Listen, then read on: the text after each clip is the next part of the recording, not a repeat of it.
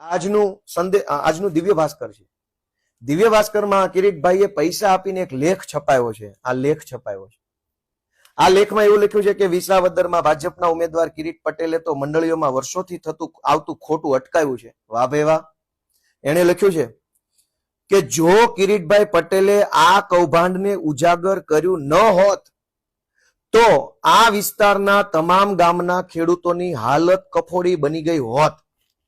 કિરીટભાઈએ અહેસાન ન કર્યું હોત તો ખેડૂતો બરબાદ થઈ ગયા હોત.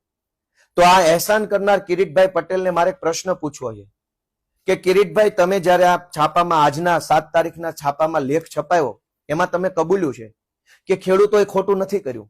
કિરીટભાઈની બેંક કબૂલે છે કે ખેડૂતોએ ખોટું નથી કર્યું, ખેડૂતોના ખાતામાંથી પૈસા ઉપડી ગયા છે પણ ખેડૂતોએ નથી લીધા.